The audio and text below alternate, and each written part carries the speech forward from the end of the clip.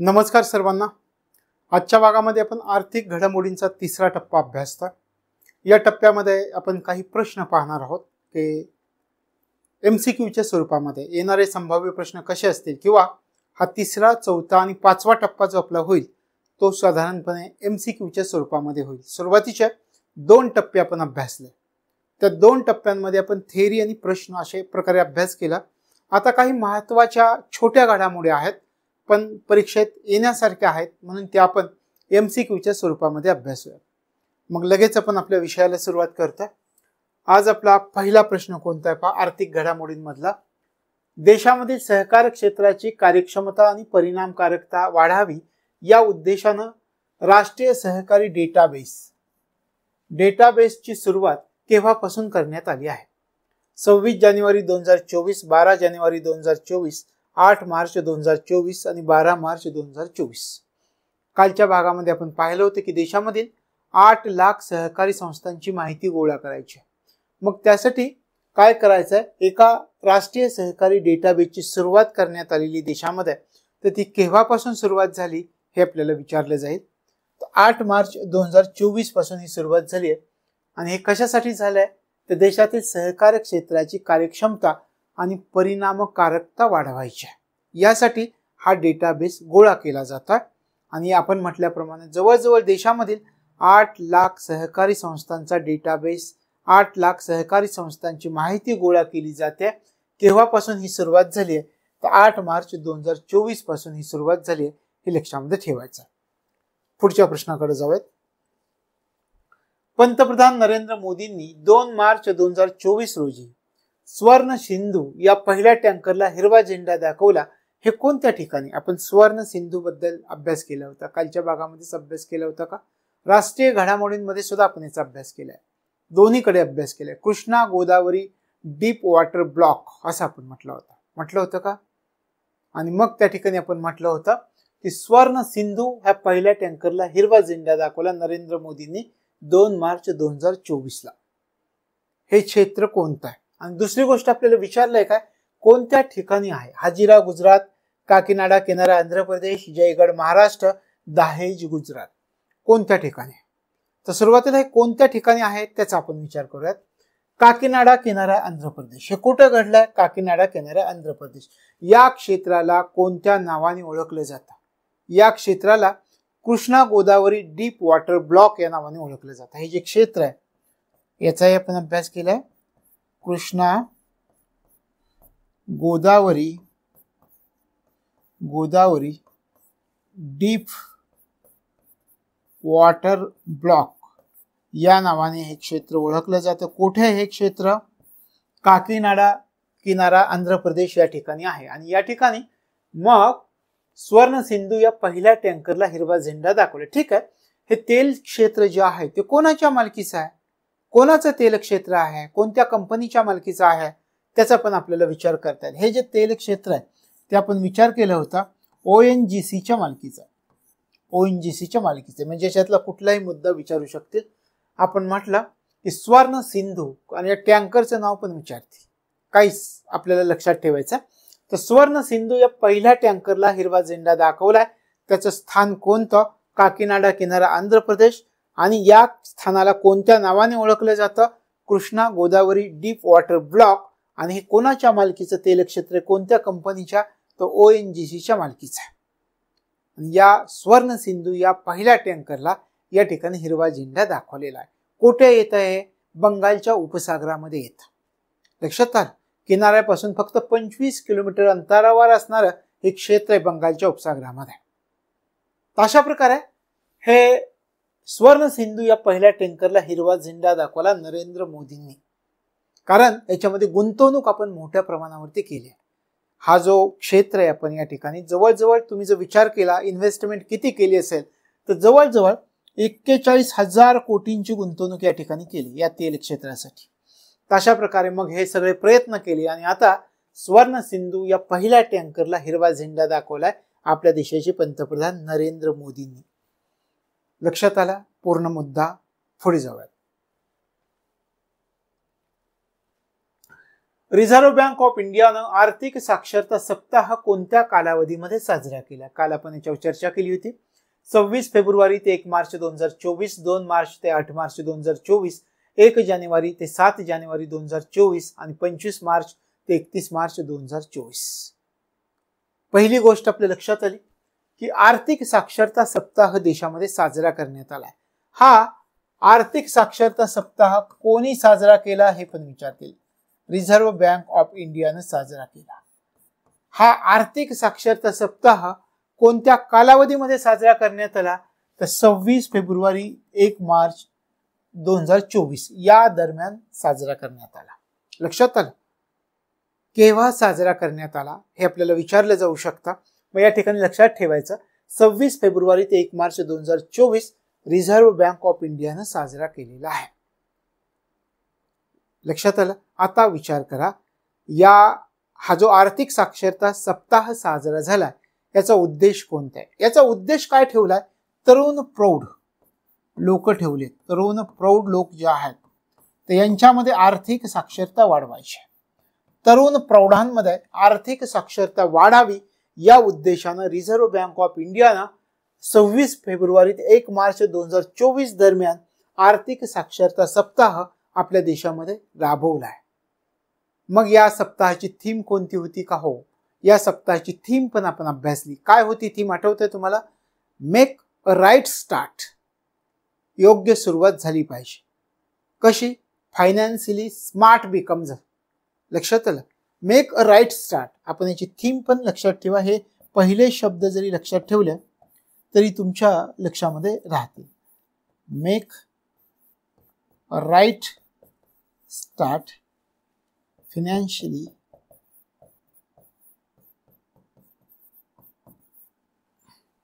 right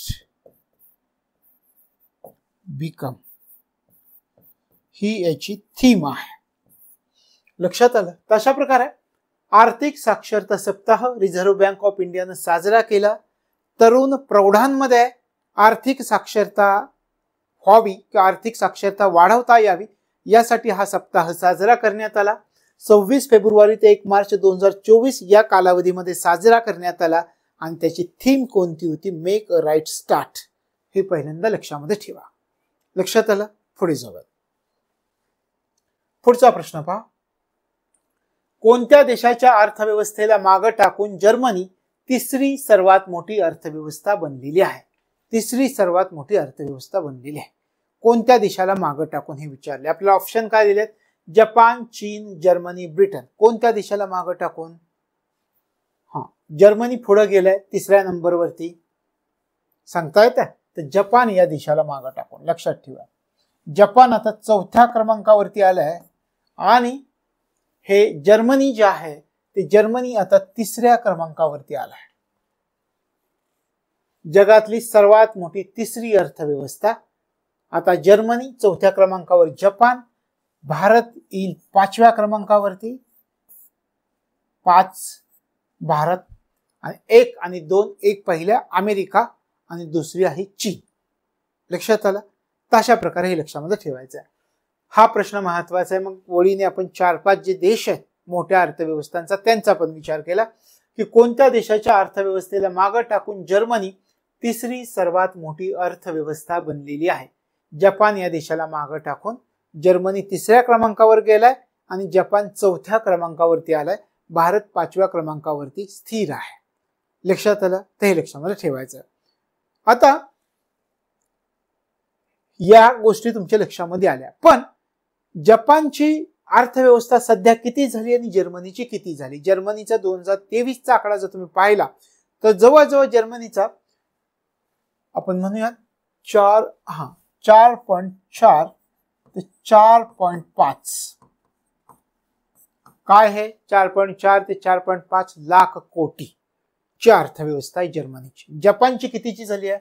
Japan 4थ्या क्रमांकावरती गेले. जपानची 4.2 लाख कोटींची अर्थव्यवस्था आहे. अशा प्रकारे जर्मनी 3ऱ्या क्रमांकावरती गेलं आणि जपान 4थ्या क्रमांकावरती आलं. भारत 5व्या क्रमांकावरती आहे. लक्षात आलं? आता काही प्रश्न मी तुम्हाला विचारतो, कदाचित आपण असं म्हणतोय की जगातली तिसरी अर्थव्यवस्था आपल्याला बनायचं आहे. आपले या लोकसभेच्या निवडणुका ज्यावेळी तुम्ही पाहिल्या असतील, भाषणामध्ये आपल्या देशाचे पंतप्रधान सांगत होते की आम्ही जगातली तिसरी अर्थव्यवस्था बनणार आहोत. कधीपर्यंत बनणार आहोत हे पण त्यांनी सांगितलंय. सर्वात कोणता कालावधी सांगितला जात होता? दुसरी गोष्ट, आपण $5 ट्रिलियन त्या ठिकाणी उद्दिष्ट गाठणार आहोत. कधीपर्यंत गाठणार आहोत असं पंतप्रधान म्हणत होते? किंवा 2047 पर्यंत आपण विकसित भारत होणार आहोत, डेव्हलप कंट्री होणार आहोत. तर तोपर्यंत आपली अर्थव्यवस्था किती $1 ट्रिलियन वरती न्यायचं उद्दिष्ट ठेवलंय सरकारनं. आणि सध्या आपण म्हणतोय भारत 5व्या क्रमांकाची अर्थव्यवस्था आहे. मग भारताची उद्दिष्ट तुम्हाला माहिती असली पाहिजे. तिसरी सर्वात मोठी अर्थव्यवस्था आपल्याला बनायची, ही 5वी आहे. 5व्यावरून तिसरी आपल्याला बनायचं. कधीपर्यंत बनायचं आहे? 2027-2028 पर्यंत बनायचं आहे. 2027-2028 पर्यंत जगातली तिसरी सर्वात मोठी अर्थव्यवस्था आपल्याला बनायची. सध्या 5व्या क्रमांकावरती आहे. आणि पुन्हा आपल्या देशाचे पंतप्रधान असंही म्हणत ते $5 ट्रिलियन अर्थव्यवस्था आम्ही बनवणार आहे. ठीक आहे, त्याचा पण आपण विचार करूयात. $5 ट्रिलियन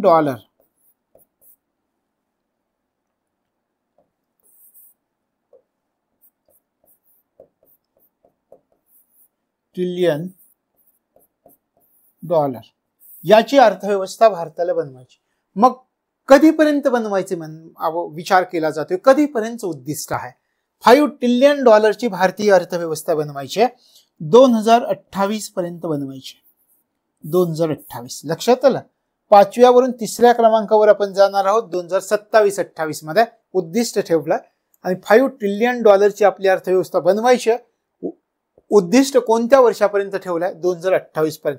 आपण असंही म्हणतोय 2047 पर्यंत आपल्याला भारताला विकसित भारत बनवायचा आहे, डेव्हलप कंट्री बनवायचा आहे. मग त्यावेळी आपली अर्थव्यवस्था किती असली पाहिजे उद्दिष्ट ठेवलाय? तर त्यावेळी 2047चं जे अर्थव्यवस्थेचं उद्दिष्ट ठेवलंय ते $30 ट्रिलियन.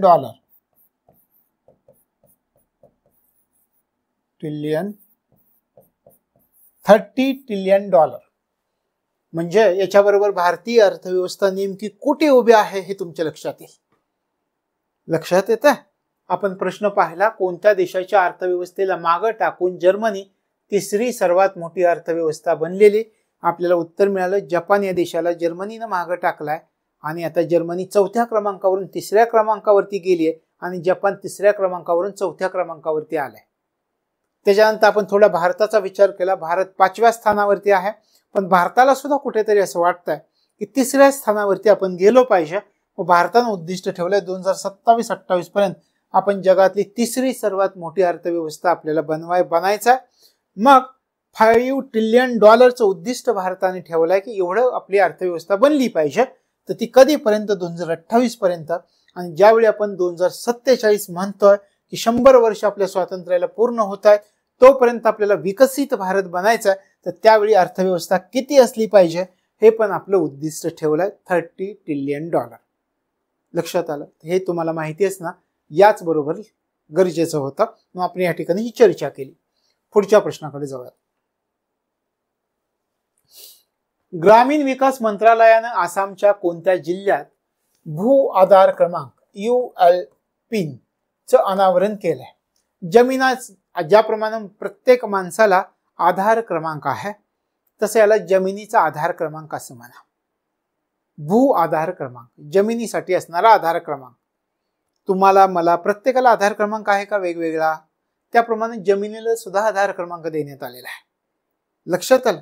मग ग्रामीण विकास मंत्रालयानं आसामच्या कोणत्या जिल्ह्यामध्ये भू आधार क्रमांकाचं अनावरण केलं आहे? डरांग, चिरांग, गोलपारा, होजल हे जिल्हे, आसाम मधील हे जिल्हे, त्यातल्या कोणत्या जिल्ह्यामध्ये अनावरण झालंय? कोणत्या जिल्ह्यामध्ये झाले सांगता येईल? ते या ठिकाणी लक्षात ठेवायचं, डरांग जिल्ह्यामध्ये झालं आहे. डरांग.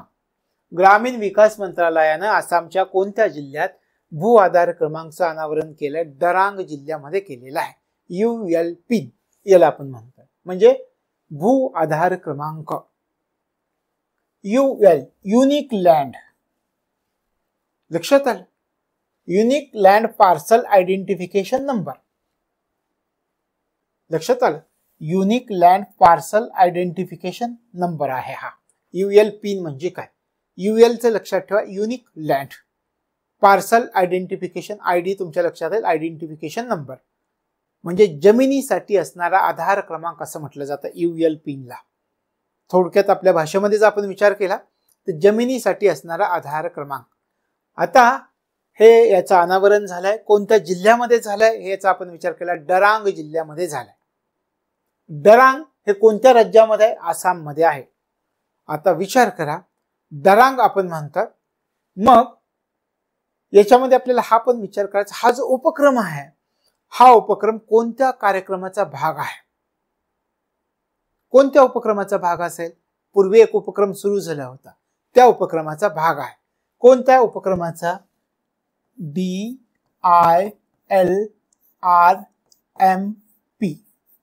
DILRMP या उपक्रमाचा हा भाग आहे. हा जो भू आधार क्रमांक देण्यात येतोय कोणत्या उपक्रमाचा भाग आहे? डिजिटल इंडिया लँड रिव्हेन्यू म्हणजे डिजिटल इंडिया भूमी अभिलेख. लक्षात आलं? Digital India land revenue modern program, आधुनिकीकरण कार्यक्रम. लक्षात आलं? या ठिकाणी मी तुम्हाला या DILRMP चा हा भाग आहे असं म्हणतात. मग हा याचा अर्थ काय किंवा याचा लॉंग फॉर्म काय हे तुम्हाला मी सांगितलं. डिजिटल इंडिया लँड रिव्हेन्यू, त्याच्यानंतर मॉडर्न प्रोग्राम असं म्हटलं गेलेलं आहे त्याला. आणि या कार्यक्रमाचा भाग हा UL पिन आहे. लक्षात आलं? याची सुरुवात कधी करण्यात आलेली होती आपल्या देशामध्ये? याची सुरुवात खूप अगोदर करण्यात आलेली होती, म्हणजे 2008 मध्ये याची सुरुवात झालेली होती या कार्यक्रमाची. Digital India land revenue modern प्रोग्रामची सुरुवात 2008 मध्ये करण्यात आलेली होती. आणि मग याचं अनावरण पुढच्या कालावधीमध्ये 2011 मध्ये याचं अनावरण करण्यात आलेलं होतं. 10 राज्यांमध्ये त्यावेळी अनावरण केले गेलेले होतं. तर ही गोष्ट आपल्यासाठी एवढी महत्वाची नाही आहे, पण काय हे UL पिन मुळे होणार काय? जमिनीला भू आधार क्रमांक तुम्ही दिलाय तर मग याच्यामुळे होणार काय? जमिनीची मोजणी एकदाच होईल. जमिनीचा जो तुमचा तुकडा आहे एकदाच मोजणी केली जाईल, तो फायनल मोजणी असेल. आणि काय होईल? मग जमीन खरेदीचे जे खोटे व्यवहार होतात खरेदी विक्रीचे, तर त्या गैरव्यवहारांना आळा बसेल. लक्षात आलं? यासाठी UL पिन भू आधार क्रमांक देण्यात आलेला आहे. मग हे कार्यक्रमाचं अनावरण कुठं झालं? तर आसाम मधील डरांग जिल्ह्यामध्ये झालेला आहे. थोडक्यात माहिती घेऊयात आता.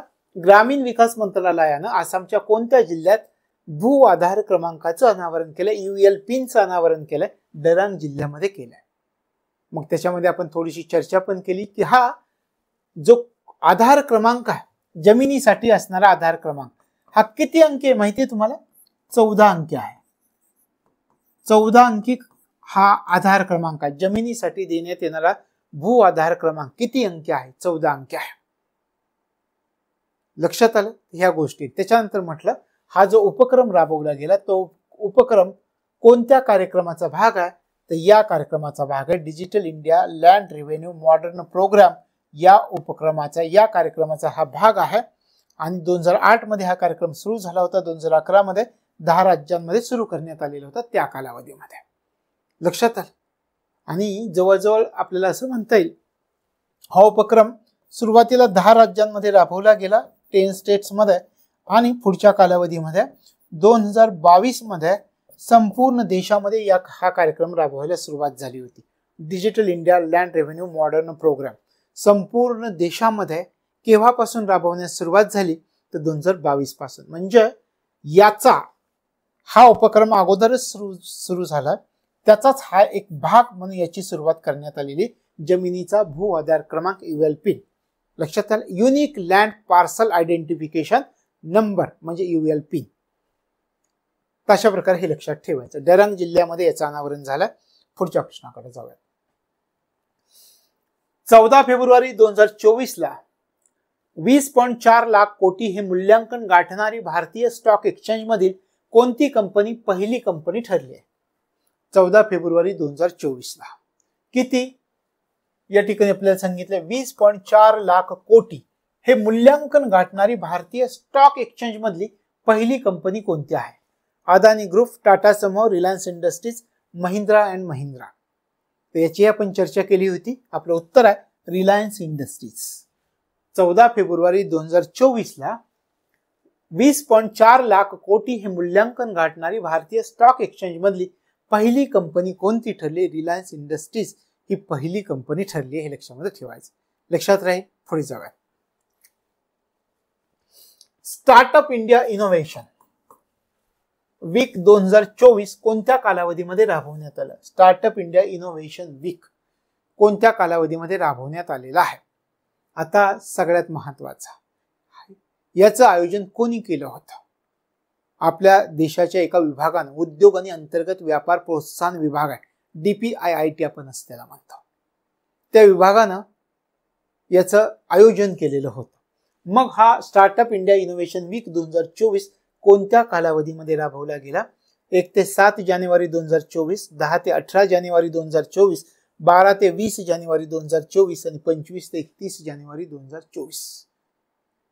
कोणत्या कालावधीमध्ये राबवण्यात आलेला होता सांगता येत आहे? तर लक्षात ठेवायचं, स्टार्टअप इंडिया इनोव्हेशन वीक 2024 हा 10 ते 18 जानेवारी 2024 दरम्यान राबवण्यात आलेला आहे. लक्षात आलं? स्टार्टअप इंडिया इनोव्हेशन वीक 2024 10 ते 18 जानेवारी 2024 मध्ये राबवण्यात आलेला आहे. आपण म्हटलं कोणत्या विभागानं राबवला? उद्योग आणि अंतर्गत व्यापार प्रोत्साहन विभाग DPIIT या विभागाने राबवला. राष्ट्रीय स्टार्टअप दिन कोणता आहे माहिती आहे तुम्हाला? विधानात देतील की राष्ट्रीय स्टार्टअप दिन म्हणून हा दिवस ओळखला जातो. यातलं एक विधान देतील आणि राष्ट्रीय स्टार्टअप दिन. आता या ठिकाणी आपण काय म्हटलंय? 10 ते 18 जानेवारी 2024 दरम्यान हा कार्यक्रम, हा वीक राबवण्यात आला. स्टार्टअप इंडिया इनोव्हेशन वीक याच्या दरम्यानच येणारा राष्ट्रीय स्टार्टअप दिन आहे. 16 जानेवारी 16 जानेवारी राष्ट्रीय स्टार्टअप दिन आहे.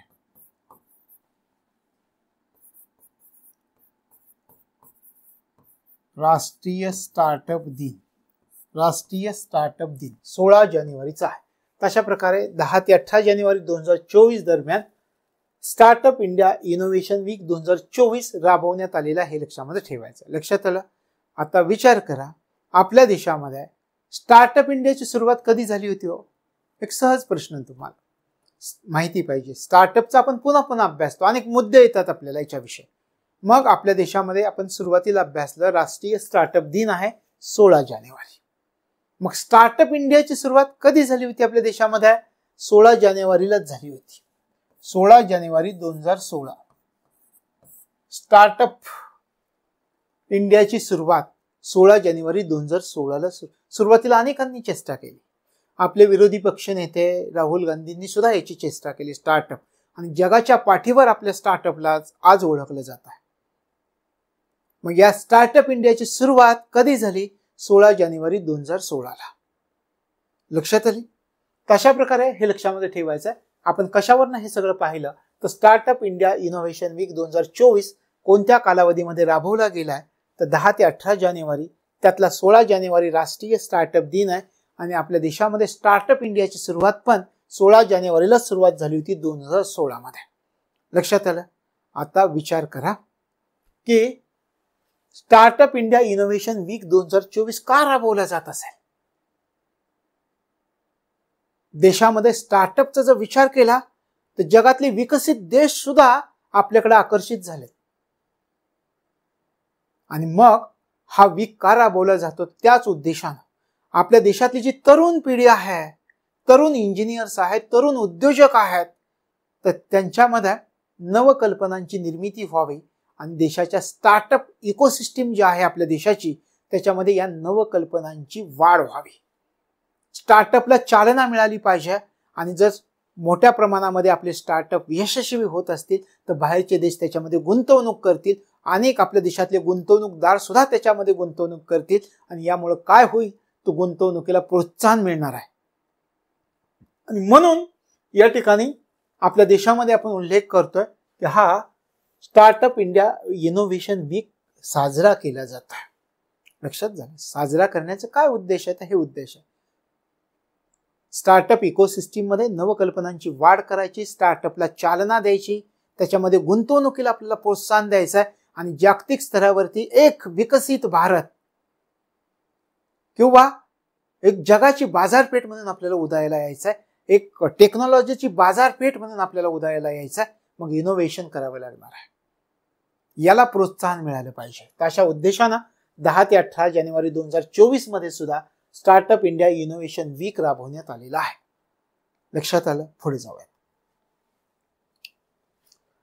ब्लूमबर्गद्वारे जाहीर करण्यात आलेल्या आकडेवारीनुसार बाजार मूल्यामध्ये भारतीय शेअर बाजारानं कोणत्या शेअर बाजाराला मागे टाकत चौथा क्रमांक मिळवला आहे?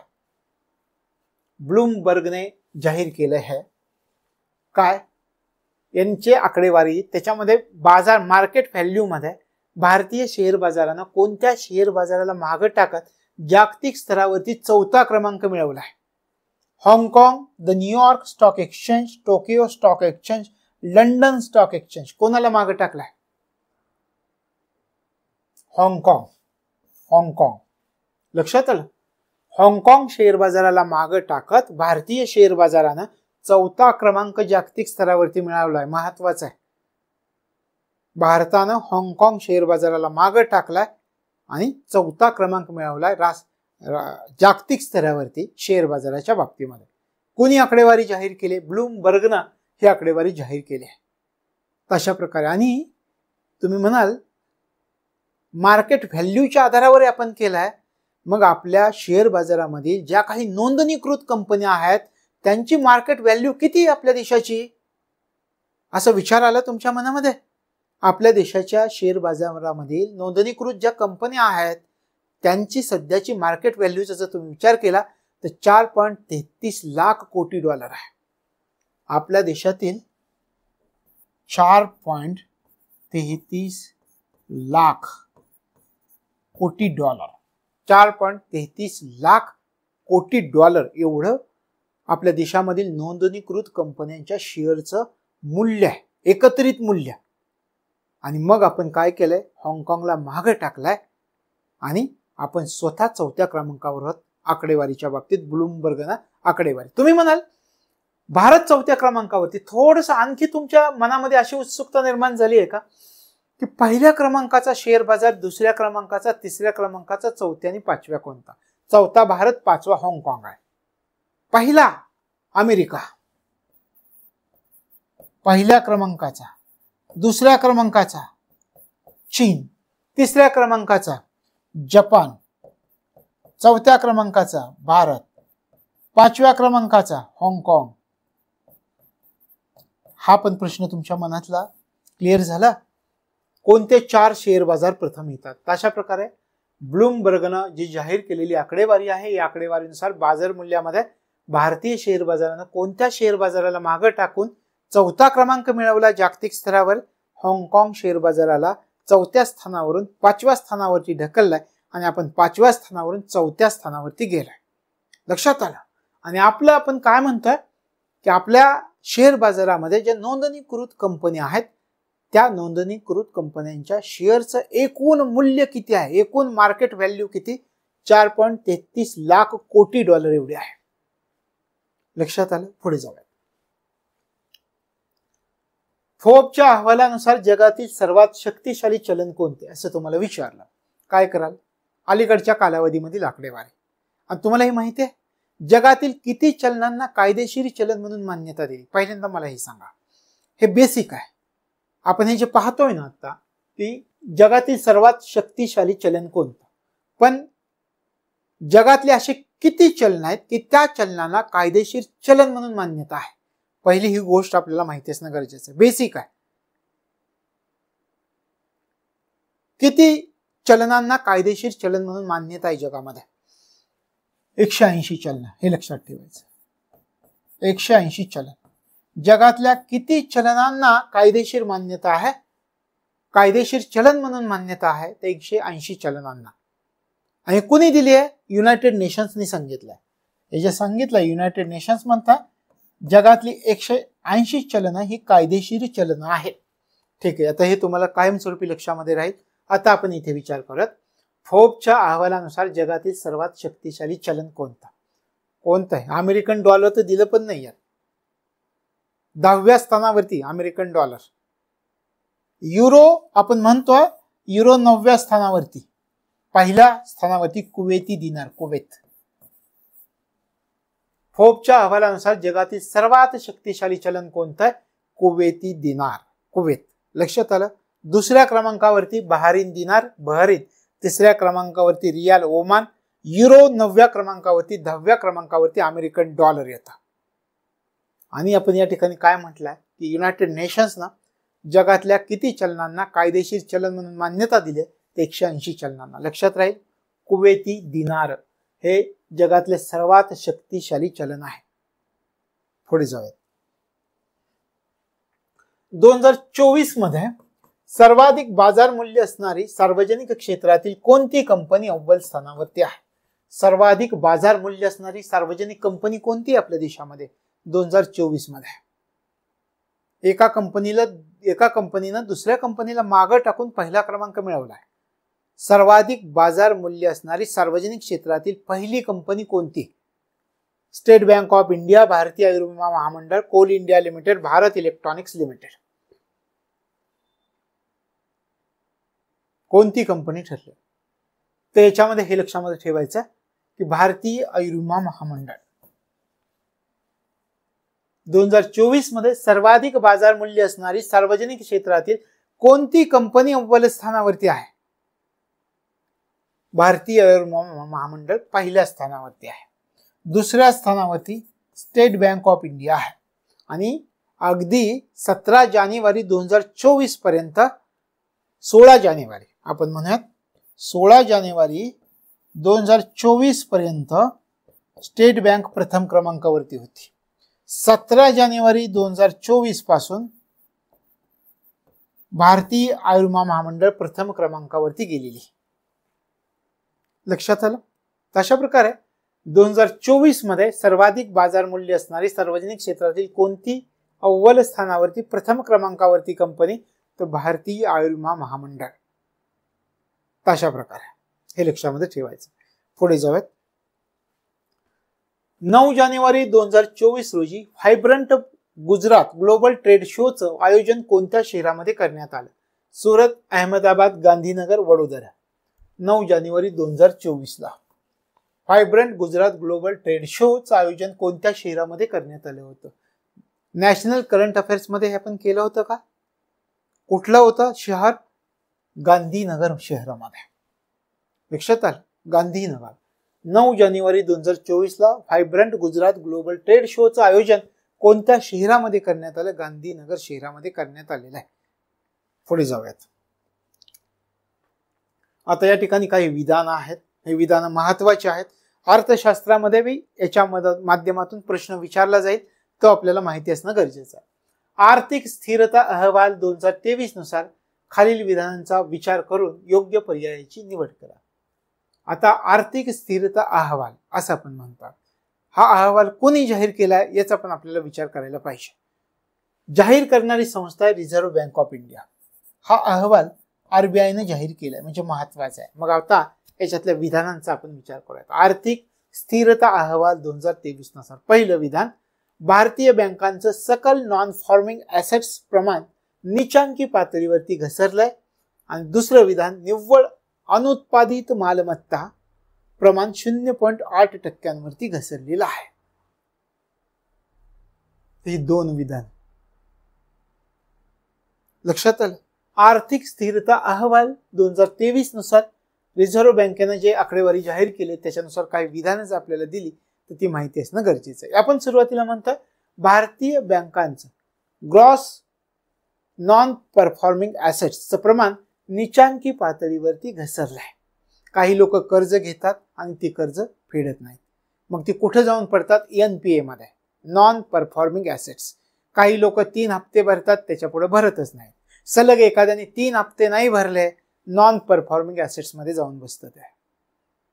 आपण पाहतो समाजामध्ये काही जणांचे तर फोटो स्टेट बँकेमध्ये तुम्ही गेलेले दिसतात, मोठमोठे फोटो. ज्यांनी प्रामाणिकपणे कर्ज फेडलीत त्यांचे फोटो कधी नाहीत दिसणार. ज्यांनी फेडली नाहीत याचे फोटो स्टेट बँक लावून ठेवतात, तरी त्या लोकांना काय फरक पडत नाही. आता तर मध्ये स्टेट बँकेने एक स्कीम जाहीर केली होती की जे ज्या लोकांनी कर्ज फेडली नाहीत त्यांना चॉकलेट किंवा हे चॉकलेटचे पॉकेट्स पाठवणार होते, कॅडबरी.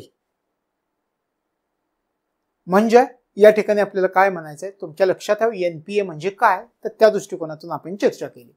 नॉन परफॉर्मिंग ॲसेट्सचं प्रमाण निचांकी पातळीवर घसरलंय. किती घसरलंय, तर त्यांनी सांगितलंय 2023 मध्ये हे जे प्रमाण आहे 3.2%. 3.2% आलंय, 3.2%. आणि दुसरं निव्वळ अनुत्पादित मालमत्तेचं प्रमाण 0.8% घसरलंय. दोन्ही विधानं बरोबर आहेत, ही विधानं लक्षात ठेवा. भारतीय बँकांचं सकल एनपीए, ग्रॉस एनपीए किंवा सकल नॉन परफॉर्मिंग ॲसेट्स याचं प्रमाण निचांकी पातळीवर घसरले. किती घसरले, 3.2%. आणि निव्वळ अनुत्पादित मालमत्तेचं प्रमाण 0.8% घसरले. दोन्ही विधानं बरोबर आहेत, हे लक्षामध्ये ठेवायचं. लक्षात आलं. पुढे जाऊया. 7 मार्च 2024 ला झालेल्या सामंजस्य करारानुसार भारत कोणत्या देशाबरोबर स्थानिक चलनामध्ये व्यापार सुरू करणार आहे? Mauritius, Sri Lanka, Indonesia, Singapore. कोणत्या देशाबरोबर? लक्षात आलं. कधी? 7 मार्च 2024 रोजी झालेल्या सामंजस्य करारानुसार भारत कोणत्या देशाबरोबर स्थानिक चलनांमध्ये व्यापार सुरू करणार आहे? इंडोनेशिया या देशाबरोबर सुरू करणार आहे. लक्षात ठेवायचं. 7 मार्च 2024 रोजी झालेल्या सामंजस्य करारानुसार भारत इंडोनेशिया या देशाबरोबर स्थानिक चलनामध्ये व्यापार सुरू करणार आहे. मग याच्यामध्ये 2 बँकांमध्ये करार सुद्धा झाला. आरबीआय आणि बँक इंडोनेशिया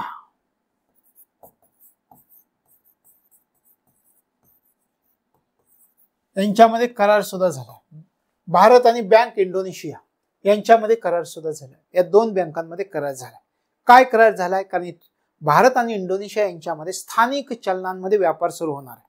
कारण आपण डॉलरची बचत करण्याचा प्रयत्न करतोय. स्थानिक चलनांमध्ये व्यापार करायचा हा सामंजस्य करार झाला. आणि कधी झाला? तर 7 मार्च 2024 मध्ये झाला. लक्षात आलं. भारत कोणत्या देशाबरोबर स्थानिक चलनामध्ये व्यापार सुरू करणार आहे? इंडोनेशिया या देशाबरोबर. पुढे जाऊया. गुंतवणूकदार माहिती आणि विश्लेषण प्लॅटफॉर्म कोणत्या संस्थेनं सुरू केलाय? हा प्लॅटफॉर्म सुरू झाला investor information and analytics platform. गुंतवणूकदार माहिती आणि विश्लेषण प्लॅटफॉर्म कोणत्या संस्थेनं सुरू केलं? IIT Madras, IIT Kharagpur, IIT Bombay, IIT Kanpur. कोणत्या संस्थेनं सुरू केलं? आता सुरुवातीला कोणत्या संस्थेने सुरू केलं हे तर आपण पाहूयाच, पण थोडंसं विचार करा. गुंतवणूकदार माहिती आणि विश्लेषण प्लॅटफॉर्म सुरू करण्यात आला कशासाठी? आपल्या देशामध्ये स्टार्टअप्स उभारले जातात. आपण म्हणूया स्टार्टअप उभारले जातात. स्टार्टअप उभारायचे या व्यक्तीला, एखादा स्टार्टअप उपक्रम उभा करायचा ह्या व्यक्तीला कशाची आवश्यकता लागेल? याच्याकडे पैसे नाहीत पण आयडिया स्टार्टअप उभारण्याची. इंजिनियर आहे, IIT मधनं बाहेर आलाय, पैसे नाही आहेत उभा करायचे, त्याच्याकडे नवकल्पना आहे, इनोव्हेशन त्यांनी केलंय. मग याला कशाची गरज लागेल? याला गरज लागेल इन्व्हेस्टर्सची. गुंतवणूकदार. गुंतवणूकदार लागेल का ह्याला? इन्व्हेस्टर लागेल का? लागेल. ठीक आहे. आणखी कशाची याला गरज लागेल? यास तो जो स्टार्टअप उभा करतोय त्या संबंधी काही सरकारी योजना आहेत का ह्या त्याला माहिती असणं गरजेचं आहे. सरकारी योजना. ठीक आहे. अजून आपण म्हटलं की सरकारी योजना यांची सुद्धा त्याला माहिती लागेल. आणखी कशाची माहिती त्याला असणं गरजेचं आहे? स्टार्टअप इकोसिस्टम मध्ये कोणकोणते आवश्यक घटक आहेत हे त्याला माहिती असणं गरजेचं आहे. Startup ecosystem. स्टार्टअप इकोसिस्टम मधील आवश्यक घटक कोणकोणते आहेत हे त्याला माहिती असणं गरजेचं आहे.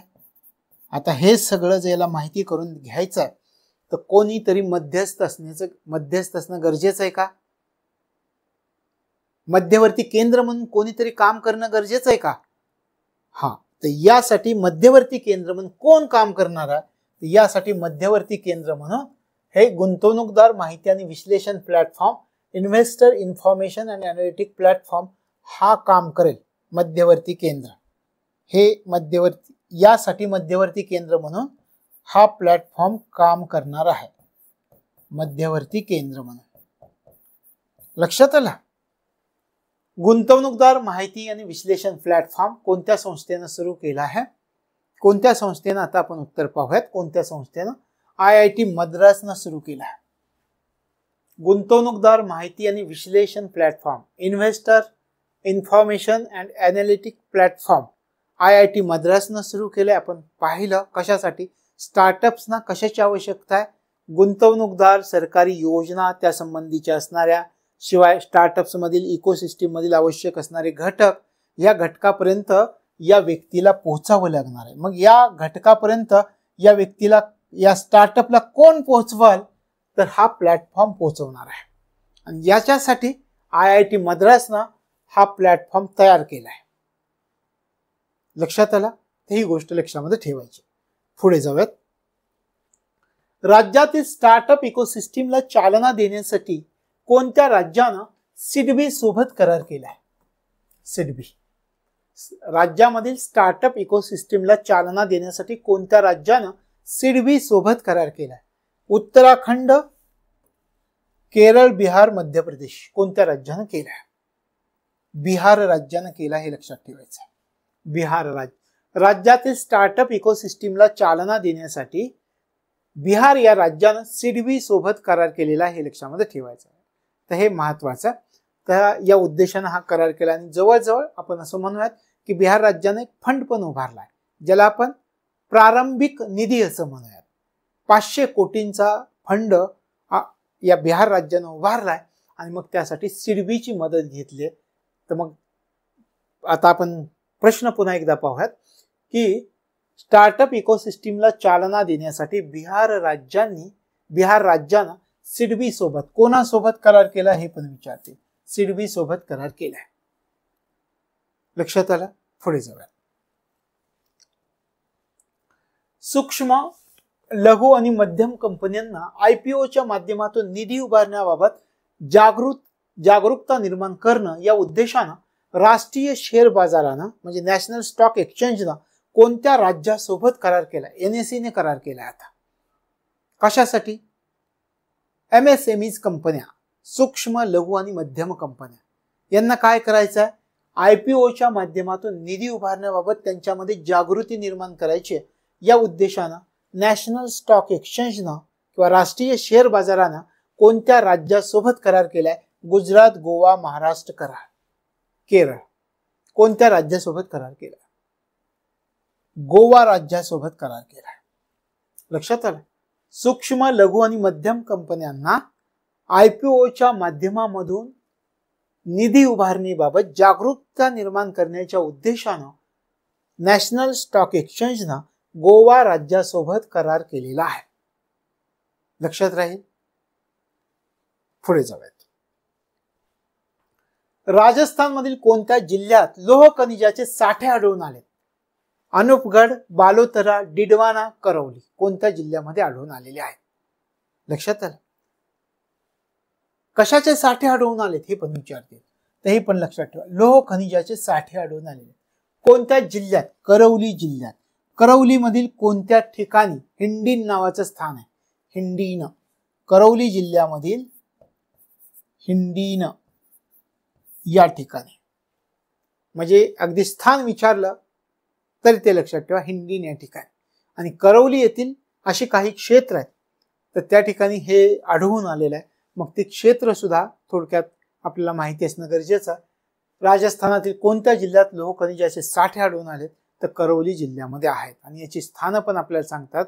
कोणकोणती स्थान आहेत पहा. स्थानं, खोडा एक स्थान आहे, दाद्रोली नावाचं एक स्थान आहे, दाद्रोली. त्यानंतर तोडुपुरा या नावाचं सुद्धा एक स्थान आहे, तोडुपुरा. आणि लिलोटी या नावाचं सुद्धा एक स्थान आहे, लिलोटी. या ठिकाणी हे आढळून आलेले आहेत. काही स्थानं पण आपण सांगितलेली. तशा प्रकारे राजस्थानमधील कोणत्या जिल्ह्यात लोह खनिजाचे साठे? तर करौली जिल्ह्यामध्ये लोह खनिजाचे साठे आढळून आले हिंडीन या ठिकाणी. आणि काही क्षेत्र पण आपण पाहिले या ठिकाणी, दाद्रोलो, तोडुपुरा, लिलोटी, खोडा, तशा प्रकारे. खोडा. पुढच्या प्रश्नाकडे जाऊयात. सीमापार रेमिटन्स साठी भारतानं कोणत्या देशाबरोबर करार केलाय? Sri Lanka, Nepal, Singapore, Mauritius. सीमापार रेमिटन्स साठी जे परदेशामध्ये लोक काम करतात ते आपल्या घरी जे पैसे पाठवतात त्याला आपण रेमिटन्स असं म्हणतो. तर सीमापार रेमिटन्स साठी भारतानं कोणत्या देशाबरोबर करार केलाय? Sri Lanka, Nepal, Singapore, Mauritius. नेपाळ या देशाबरोबर अलीकडच्या कालावधीमध्ये करार केलाय.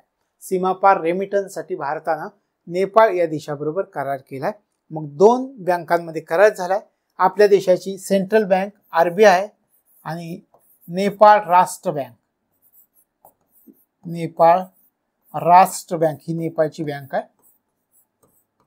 या 2 बँकांमध्ये हा करार झालाय. सीमापार रेमिटन्स साठी भारतानं नेपाळ या देशाबरोबर करार केलाय. लक्षात आलं? पुढे जाऊया. भारताचे digital RuPay credit debit card आणि जैवान कार्ड एकमेकांशी जोडलं जाणार आहे. जैवान कार्ड कोणत्या देशाचं आहे? UAE, Saudi Arabia, Iran, Jordan. कोणत्या देशाचं आहे? लक्षात आलं? कोणकोणती कार्ड जोडली जातील? भारताचं digital RuPay credit debit card आणि जैवान कार्ड एकमेकांशी जोडली जातील. तर जैवान कार्ड कोणत्या देशाचं आहे? कोणत्या देशाचं सांगता येईल? या ठिकाणी लक्षात ठेवायचं UAE या देशाचं. जैवान कार्ड UAE या देशाचं आहे. लक्षात येईल. मग आपल्या देशाचे पंतप्रधान आणि UAE चे अध्यक्ष या दोघांमध्ये हा करार झाला. कुठे करार झाला? हा करार झाला अबुधाबी या ठिकाणी. अबुधाबी या ठिकाणी हा करार झालाय. लक्षात आलं? आणि उद्देश काय होता? तर हे 2 कार्ड एकमेकांना जोडली जाणार आहेत. तर दोन्ही देशांनी काय केलंय? डिजिटल पेमेंट प्लॅटफॉर्म वरती एक करार केला या ठिकाणी. लक्षात आलं? हे लक्षामध्ये ठेवायचे. कुठे करार केलाय? अबुधाबी या ठिकाणी हा करार झाला. पुढे जाऊयात. नीती आयोगानं खालीलपैकी कोणत्या 4 शहरांसाठी आर्थिक परिवर्तनाची योजना तयार केली? कोणत्या 4 शहरांसाठी आर्थिक परिवर्तनाची योजना सुरू केली? आता पहिल्यांदा आपण शहर ओळखून मग याच्यावरती चर्चा करूया. पहिला ऑप्शन मुंबई, लखनौ, गांधीनगर, वाराणसी. दुसरा ऑप्शन मुंबई, सुरत, वाराणसी, विशाखापट्टणम. तिसरा ऑप्शन मुंबई, सुरत, वाराणसी, चेन्नई. तिसरा ऑप्शन मुंबई, तिरुवनंतपुरम, वाराणसी, विशाखापट्टणम. कोणतं? काय प्रश्न? आणि हे महत्वाचं आहे. नीती आयोगानं कोणत्या 4 शहरांसाठी आर्थिक परिवर्तनाची योजना तयार केली? मुंबई, सुरत, वाराणसी, विशाखापट्टणम या 4 शहरांसाठी नीती आयोगानं आर्थिक परिवर्तनाची योजना तयार केली. आता विचारा उद्देश काय आहे? कशासाठी आर्थिक परिवर्तनाची योजना सुरू केली? आपण सुरुवातीला काय अभ्यासलं? 2047 पर्यंत भारताला विकसित अर्थव्यवस्था बनवायचं आहे. मग 2047 पर्यंत भारताला विकसित अर्थव्यवस्था बनवण्यासाठी किंवा त्यासाठी मदत करण्यासाठी ह्या 4 शहरांसाठी आर्थिक परिवर्तनाची योजना तयार करण्यात आलेली आहे. लक्षात आलं? ते लक्षामध्ये ठेवायचं. मग आपण काय म्हणतोय? 2047 पर्यंत. मग या अगोदर मी तुम्हाला काय सांगितलं? किती ट्रिलियन डॉलर पर्यंत आपली अर्थव्यवस्था न्यायची? 30 ट्रिलियन डॉलर पर्यंत अर्थव्यवस्था न्यायची. भारताची अर्थव्यवस्था विकसित करायची आहे, सक्षम करायची आहे. आणि मग एक व्हिजन डॉक्युमेंट तयार केले जात आहे. व्हिजन डॉक्युमेंट तयार करावं लागेल की नाही? एवढी मोठी आपण जागतिक स्तरावरती 30 ट्रिलियन डॉलर पर्यंत जाण्याचा विचार करतोय. मग व्हिजन डॉक्युमेंट तयार करावं लागणार आहे. मग त्याचाच एक भाग म्हणून नीती आयोगानं 4 शहरांसाठी आर्थिक परिवर्तनाची योजना तयार केली. ती 4 शहरं कोणती? मुंबई, सुरत, वाराणसी, विशाखापट्टणम आहेत. लक्षात आलं? पुढे जाऊ. शाश्वत वित्त पुरवठा 2024 साठी ग्रीन बॉन्ड कॉर्पोरेट पुरस्कार कोणत्या कंपनीला प्राप्त झाला? शाश्वत वित्त पुरवठा 2024 साठी ग्रीन बॉन्ड कॉर्पोरेट पुरस्कार कोणत्या कंपनीला प्राप्त झालाय? Bharat electronics limited, central electronics limited, rural electrification corporation, मॅफ्रॉन टेक्नॉलॉजीज. कोणाला प्राप्त झालाय? शाश्वत वित्त पुरवठा 2024 साठी ग्रीन बॉन्ड कॉर्पोरेट पुरस्कार रुरल इलेक्ट्रिफिकेशन कॉर्पोरेशनला प्राप्त झालाय, लक्षात ठेवायचं. शाश्वत वित्त पुरवठा 2024 साठी ग्रीन बॉन्ड कॉर्पोरेट पुरस्कार रुरल इलेक्ट्रिफिकेशन कॉर्पोरेशनला प्राप्त झाले. याला आपण REC या नावाने ओळखतो. Rural electrification corporation REC. लक्षात आलं. पुरस्काराचं नाव कोणतं आहे ते पण लक्षात ठेवा. ग्रीन बॉन्ड कॉर्पोरेट पुरस्कार प्राप्त झालेला आहे. लक्षात आलं. पुढे जाऊया. केंद्रीय मंत्रिमंडळानं कोणत्या 2 राज्यांमध्ये कोल गॅसिफिकेशन प्रकल्प उभारण्यास मंजुरी दिली आहे? महाराष्ट्र व गुजरात, पश्चिम बंगाल व ओडिशा, मध्य प्रदेश व उत्तर प्रदेश, केरळ व गुजरात. केंद्रीय मंत्रिमंडळानं कोणत्या 2 राज्यांमध्ये कोल गॅसिफिकेशन प्रकल्प उभारण्यास मंजुरी दिली? कोणत्या ओळखता येत आहे? पश्चिम बंगाल आणि ओडिशा या 2 राज्यांमध्ये. लक्षात ठेवा. केंद्रीय मंत्रिमंडळानं पश्चिम बंगाल व ओडिशा या 2 राज्यांमध्ये कोल गॅसिफिकेशन प्रकल्प उभारण्यास मंजुरी दिलेली आहे. आता याचा एक उद्देश पण ठेवलाय. कधीपर्यंत उद्दिष्ट ठेवलाय? 2028-29 पर्यंतचा. काय उद्दिष्ट करायचं आहे? तर उत्पादनाचं उद्दिष्ट ठेवलंय. लक्षात आलं. कोल गॅसिफिकेशन प्रकल्प हे जे आहे पश्चिम बंगाल ओडिशा राज्यामध्ये उभारण्यात येणार आहे. केंद्रीय मंत्रिमंडळाने मंजुरी दिली आहे. याचं उद्दिष्ट ठेवलंय 2028-2029 पर्यंत. काय करायचंय? 2028-29 पर्यंत किती टन उत्पादन करायचं आहे? तर 100 मेट्रिक टन उत्पादनाचं उद्दिष्ट ठेवलंय. केंद्रीय मंत्रिमंडळानं कोणत्या 2 राज्यांमध्ये कोल गॅसिफिकेशन प्रकल्प उभारण्यास मंजुरी दिली? पश्चिम बंगाल व ओडिशा. 28-29 100 मेट्रिक टनचं उद्दिष्ट ठेवलेलं आहे. लक्षात आलं. पुढे जाऊया. जगातील पहिली सर्वात मौल्यवान कंपनी म्हणून खालीलपैकी कोणत्या कंपनीस ओळखलं जातं? Apple 1 number, Microsoft 2 number. लक्षात आलं. हे लक्षामध्ये ठेवायचं. आत्ताचा आपला मुद्दा काय आहे? तर मायक्रोसॉफ्ट जगातील दुसरी सर्वात मौल्यवान कंपनी म्हणून या कंपनीनं आपलं स्थान कायम ठेवलंय 2024 मध्ये. लक्षात आलं. तर हे लक्षामध्ये ठेवायचं. हे दोन्ही पहिल्या आणि दुसऱ्या क्रमांकाची कोणती कंपनी हे लक्षामध्ये ठेवायचं. आता अलीकडच्या मायक्रोसॉफ्ट का लक्षात ठेवायचं आहे? 24 जानेवारी 2024 ची गोष्ट आहे. म्हणजे अलीकडच्या कालावधीमधील आपल्या अभ्यासाच्या दृष्टिकोनातून महत्वाची गोष्ट. ही ना एक टप्पा ओलांडला. Market value $3 trillion. $3 trillion market व्हॅल्यूचा टप्पा ओलांडलाय मायक्रोसॉफ्टनं 2024 मध्ये. कधी? 24 जानेवारी 2024 ला. दुसरी कंपनी म्हणून तिनं आपलं स्थान कायम ठेवलंय. पहिली कंपनी ऍपल यानं या कंपनीच्या अगोदर $3 ट्रिलियन जो आहे तो टप्पा अगोदरच ओलांडलाय मायक्रोसॉफ्टच्या अगोदर. म्हणून ती पहिल्या क्रमांकावर, मायक्रोसॉफ्ट दुसऱ्या क्रमांकावर आणि मायक्रोसॉफ्टनं हा टप्पा ओलांडून आपलं दुसरं स्थान कायम ठेवलंय. हे लक्षात ठेवायचं आहे. पुढच्या प्रश्नाकडे जाऊया. कोणती संस्था भारतातील पहिली ISO प्रमाणित पेट्रोकेमिकल संस्था बनली आहे? Haldia petrochemicals limited, Indian petrochemicals corporation limited, Brahmaputra cracker and polymer limited, Mangalore refinery and petrochemicals limited. कोणती संस्था भारतातील पहिली ISO प्रमाणित पेट्रोकेमिकल संस्था बनलेली आहे? कोणती बनली आहे?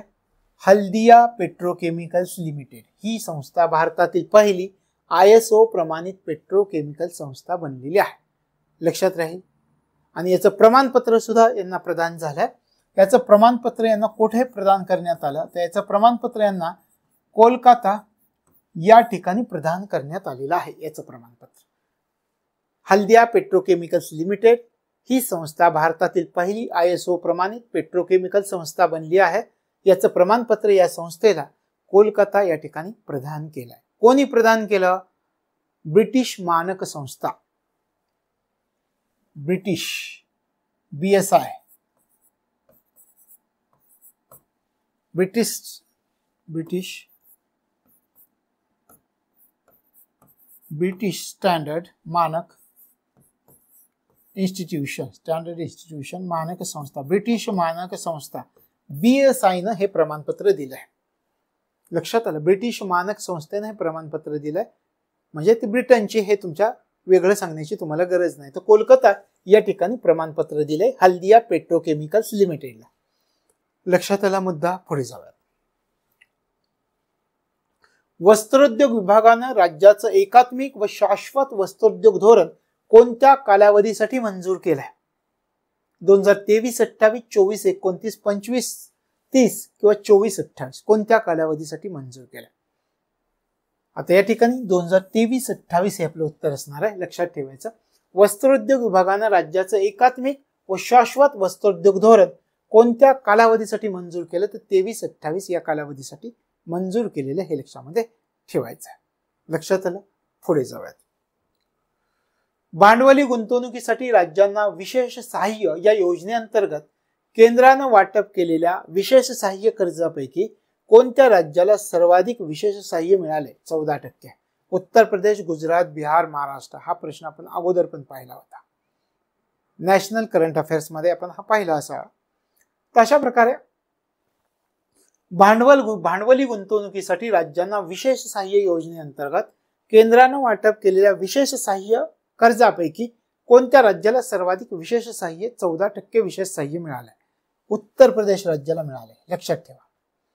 योजना कधी सुरू करण्यात आलेली होती? कोविड-19च्या कालावधीमध्ये योजना सुरू करण्यात आलेली होती. 2020-2021 मध्ये ही योजना सुरू करण्यात आलेली होती. राज्यांना सहाय्य, आपण म्हणतो भांडवली गुंतवणुकीसाठी राज्यांना विशेष सहाय्य योजना ही कोविड-19 मध्ये सुरू झालेली योजना 2020-21 मध्ये, ती अजूनही चालू आहे. मग केंद्रानं वाटप केलेल्या विशेष सहाय्य कर्जापैकी कोणत्या राज्याला सर्वाधिक विशेष सहाय्य दिलंय आत्ता? तो उत्तर प्रदेश या राज्याला मिळालंय. लक्षात आलं. पुढे जाऊ. कोल इंडिया लिमिटेडनं बहुकौशल्य विकास संस्थांची स्थापना करण्यासाठी कोणासोबत सामंजस्य करार केलाय? कोल इंडिया लिमिटेडनं बहुकौशल्य विकास संस्थांची स्थापना करण्यासाठी कोणासोबत सामंजस्य करार केलाय? राष्ट्रीय कौशल्य विकास महामंडळ, राष्ट्रीय कौशल्य प्रशिक्षण संस्था, Tata Indian institution of skills, Indian institute of skill development. कोणाशी करार केलेला आहे? तर या ठिकाणी लक्षामध्ये ठेवायचं, राष्ट्रीय कौशल्य विकास महामंडळ NSDC करार केलेला आहे. लक्षात आलं. कोल इंडिया लिमिटेडनं बहुकौशल्य विकास संस्थांची स्थापना करण्यासाठी कोणासोबत सामंजस्य करार केलाय? राष्ट्रीय कौशल्य विकास महामंडळाशी सामंजस्य करार केलेला आहे. पुढे जाऊया. टाटा स्टीलनं कोणत्या देशातील पोर्ट टॅलबोट येथील ब्लास्ट फर्नेस आणि कोक ओव्हन टप्प्याटप्प्यानं बंद करण्याचा निर्णय घेतला? हे अगोदर पण आपलं झालंय. आपण थेरीच्या स्वरूपात हा मुद्दा अभ्यासला होता. या ठिकाणी याचं उत्तर तुम्हाला लगेच लक्षात आलं पाहिजे. America, Britain, Australia, Japan. America, Britain, Australia, Japan. कोणत्या? टाटा स्टीलनं ब्रिटन या देशातील पोर्ट टॅलबोट येथील ब्लास्ट फर्नेस आणि कोक ओव्हन टप्प्याटप्प्यानं बंद करण्याचा निर्णय घेतला.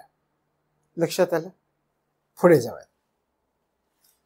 भारताच्या राष्ट्रपती द्रौपदी मुर्मू यांनी 24 जानेवारी 2024 ला कोणत्या ठिकाणी कौशल भवन या कौशल्य विकास आणि उद्योजकता मंत्रालयाच्या नवीन इमारतीचं उद्घाटन केलं? कौशल भवन या कौशल्य विकास आणि उद्योजकता मंत्रालयाच्या नवीन इमारतीचं उद्घाटन केलंय. नवी दिल्ली, गुरगाव, लखनौ, कानपूर.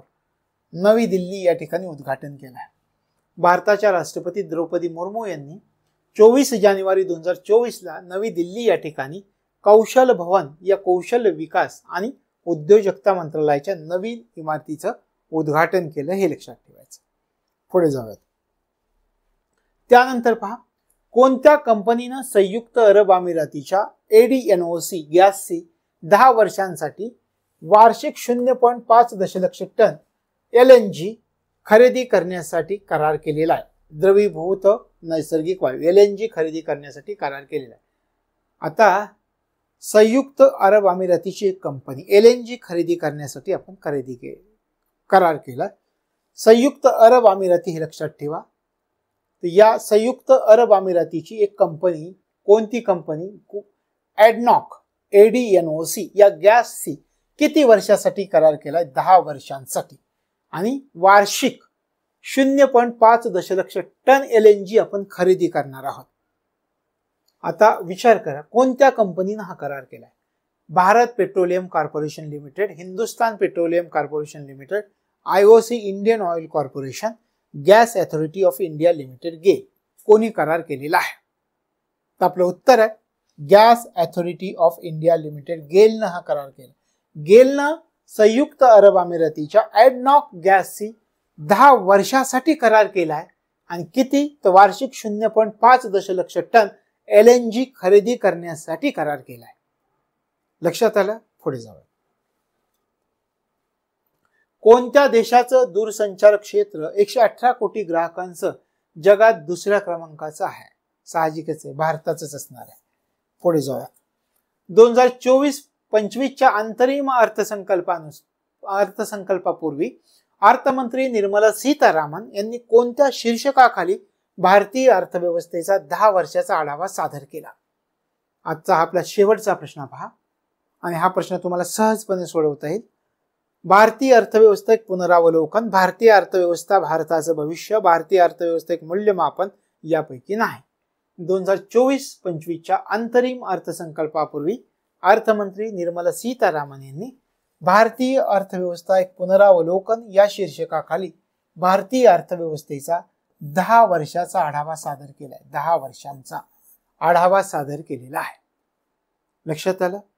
अशा प्रकारे आजचा हा आपला तिसरा भाग होता आर्थिक घडामोडींचा. हा भाग आपण महत्वाचे प्रश्न म्हणून घेतलाय, आणि आणखी 2 भाग अशाच प्रकारचे होण्याची शक्यता आहे. एकूण 5 भाग होतील, आणि त्या 5 भागानंतर आर्थिक घडामोडी जानेवारी ते मार्च 2024च्या आपल्या संपतील. तर या ठिकाणी आपण थांबतोय. भेटूयात पुढच्या भागामध्ये. तोपर्यंत तुम्हाला तुमच्या अभ्यासासाठी मनापासून शुभेच्छा.